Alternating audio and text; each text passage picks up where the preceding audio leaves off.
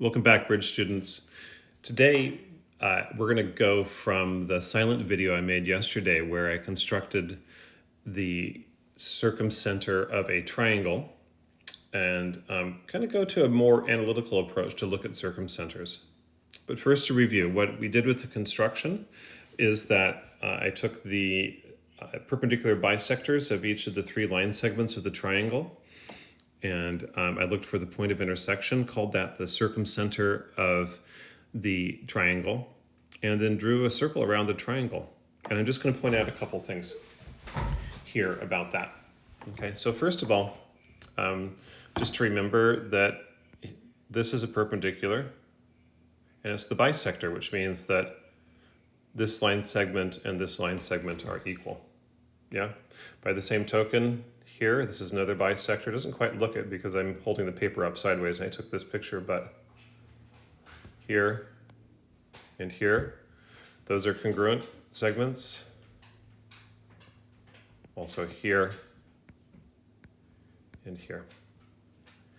Now, a really important thing to point out is that using what we know about the perpendicular bisector theorem, this point here, the point right here that we call the circumcenter is on the perpendicular bisector of all three line segments of the triangle, which means that it is equidistant from the endpoints. That is the definition of the perpendicular bisector theorem. And we can see that visually here. I'm going to sort of shift color. And this is quite beautiful, I think. Notice that this distance here is equal to this distance here. And again, that's just by the perpendicular bisector theorem. I'm going to mark this with 4 little hash marks here. Same thing going up here.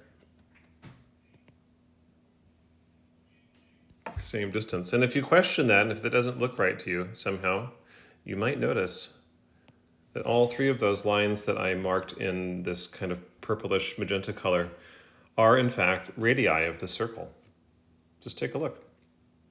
Kind of amazing and wonderful.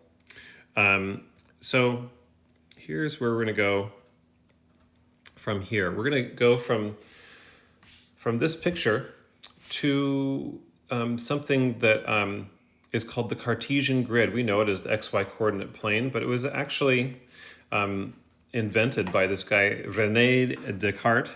And here he is. I just thought that would be fun to put the picture in here because here he is with his cool stash. Here's René. He's talking to the Queen of Sweden, who was a big patroness, I guess, of the arts and sciences. Here's René, the grand mathematician and philosopher, with his big invention, the XY coordinate grid.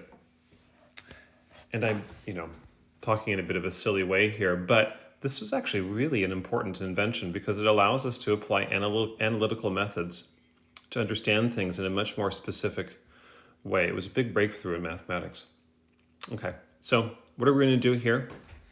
We're going to use our analytical methods in the Cartesian grid to specify the location of this this point of intersection, the circumcenter of the triangle, much more specifically. Okay, so for this line segment, line AC, we get to use the Cartesian grid a little bit just by counting, right? This is a nice advantage. We're going to notice that line AC is 12 units long on this grid, and so we're going to go 1, 2, 3, 4, 5, 6 units over to here. Yeah, that's the midpoint of segment AC. We can define it very specifically here using this grid format. And then I'm just going to draw the bisector. No compass required. And because I have my app, the line just snaps into place. That's pretty slick too. All right. So now we don't get to do that quite so easily with lines AB or line BC, but we do have this handy dandy midpoint formula, which you guys hopefully are familiar with. What this says is essentially that the average of the two x coordinates of the line involved, or the line segment involved, and the average of the two y coordinates is going to be the midpoint of the line segment. So here all we have to do is write down the coordinates. Again, thank you, Renee. This is 0 over and 2 up, yeah? And then this guy is going to be, B here, is going to be 4 over, and I'm pretty sure it's 10 up. That's 4, 10. And we stick that into the midpoint formula, and we say, I'm going to erase that. Draw a better M. M is the average of the two x coordinates. Well, that's going to be 0 plus 4 over 2. There's 2 of them, and so we add them up and divide by 2. That's how you take an average, right? And then we have 10 plus 2 for the y's. And so the midpoint is 2, 6. And let's just, before we totally accept that, let's check it out graphically. We're going to go over 2.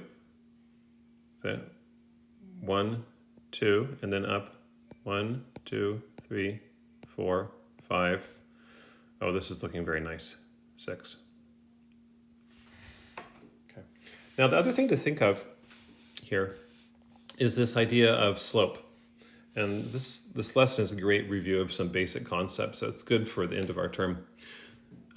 Here's the slope-intercept form, good to know, of a line.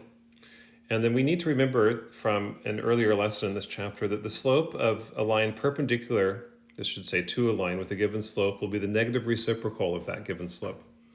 Okay, so we need to know what the slope is of line segment AB. I encourage you to just kind of look at it for a sec. And as you do, you might notice that, let me make this a little bit of a bigger, thicker line. We're going to do a slope triangle, yeah? Here's the rise, up 2, over 1, up 2, over 1, up 2, over 1, okay? So we're going to say here that the slope of line AB, line segment AB, equals 2. Yeah, and so that allows us to kind of think through, like, what's the slope going to be of the perpendicular passing through this point here, right here? Well, it's going to be the negative reciprocal, so the slope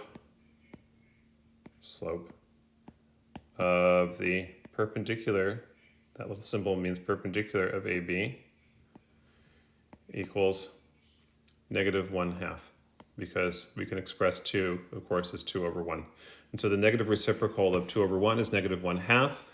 We know from using the midpoint formula that we want it passing through 0.26. Yeah, I'm going to make it a bit smaller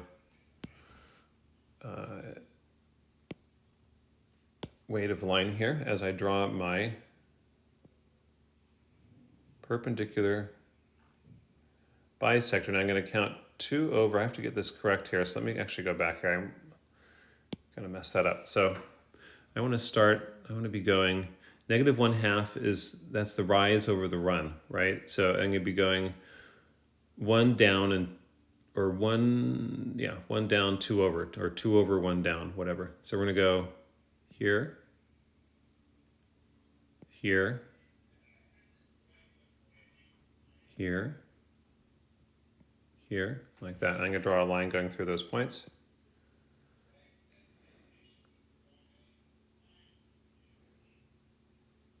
There it is. And we can see here that this is our circumcenter right here. And I want you to kind of take a look at it and notice what are its points on this wonderful, what is the coordinate pair, I should say, on the coordinate grid, our Cartesian grid. And we're going to say that the circumcenter